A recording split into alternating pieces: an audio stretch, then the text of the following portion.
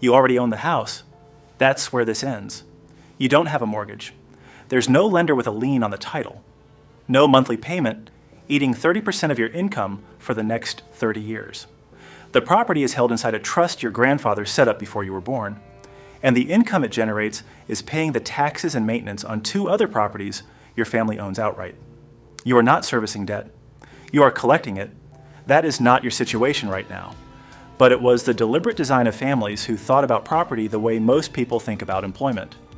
Not as a thing you do month to month, but as a structure you build once and then hand down. Here is the gap between what you were taught and what they did. When you buy a house the standard way, the transaction looks like a purchase. You find a property, a lender gives you most of the money, and you repay it over 15 or 30 years with interest. By the time the mortgage is paid off, you have typically paid between 2 and 3 times the original purchase price, depending on the rate and term. The house is yours at the end. But the path to ownership ran directly through a bank's income statement for 3 decades.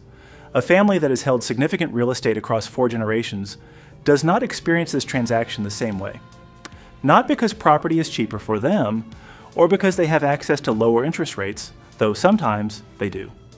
The difference is structural. They are not using mortgage debt the way the banking system offers it. They are using a different instrument, held in a different legal container, that turns the economics of property ownership almost inside out. The instrument is a private mortgage, not a mortgage from a bank. A mortgage between family members, structured through a trust, documented by an estate attorney, and funded by the family's own capital. Walk through what this looks like in practice. A family in the 2nd or 3rd generation of wealth holds a significant pool of capital inside a family trust. The trust was set up to hold assets across generations, minimize estate tax exposure, and create a vehicle for coordinated investment. A younger member of the family wants to buy a property. In the standard transaction, that person goes to a bank. The bank lends 80% of the purchase price at the prevailing mortgage rate. The bank earns interest for 30 years. The family member pays down the principal slowly, front-loaded with interest payments in the early years by design. The amortization schedule is structured to maximize the bank's return in the period when default risk is highest. In the family trust transaction, the trust lends the money directly. The interest rate used is the applicable federal rate, which the IRS publishes monthly and which is typically far below commercial mortgage rates. The interest payments flow back into the trust, not to a bank. The family's capital stays inside the family structure. The interest income compounds inside the trust and gets redistributed to trust beneficiaries, which includes the person who took out the loan. The family member is, in effect, paying interest to themselves, or more accurately, to the pool of capital from which all family members eventually benefit. The bank has been removed from the equation. Its margin, 30 years of it, stays in the family. This is not a workaround. It is a legal and well-documented structure. The IRS requires that intra-family loans use the applicable federal rate to avoid being reclassified as gifts, which is why the rate matters, and why estate attorneys track it closely. The structure has existed in its current form since the tax code formalized the AFR framework in 1984. The families using it understood the concept before the tax code gave it that name. The Mellon family's approach to real estate was documented in detail during the congressional hearings that followed Andrew Mellon's tenure as Treasury Secretary in the 1920s and 1930s. What emerged from those records was a picture of property held not as individual assets, but as a layered system of trust, each one holding specific properties, each one generating income that flowed to beneficiaries in a way designed to minimize estate tax at each generational transfer. The properties themselves rarely change hands in the conventional sense. They move between trust vehicles, retitled, restructured, appraised. The bank's role in any of this was minimal. The family's attorneys and accountants were the primary parties. The Rockefellers built a similar structure around their real estate holdings. Rockefeller Center, which most people understand as a commercial development, was held through a series of trusts and ground leases that separated ownership of the land from ownership of the buildings. The ground lease arrangement, in which the landowner receives rent from a developer who builds and operates a structure on land they don't own, was an old money tool long before it was associated with Manhattan skyscrapers. It allowed families to hold land indefinitely, never selling, never triggering a taxable event, while generating income from the surface improvements someone else built and financed. You can hold land for 100 years without selling it. Each generation gets the income. The land itself appreciates. No bank is involved in that appreciation. The average buyer has been taught to think about property through a single variable: equity. How much of the home do you own versus the bank?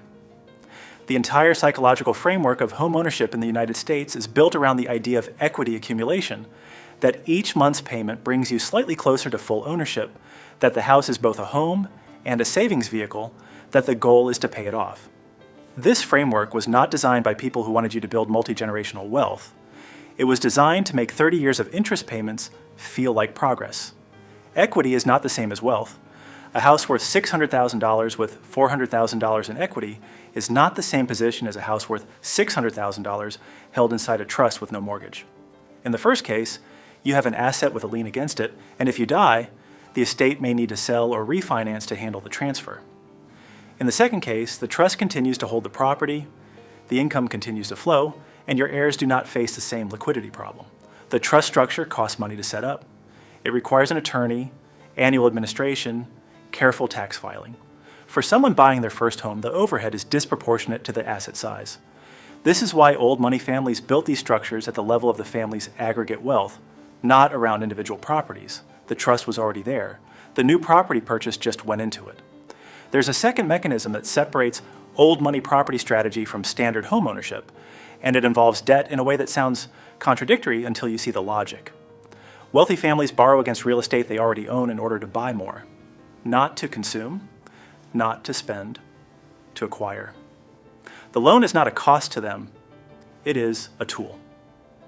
Here's how the math works.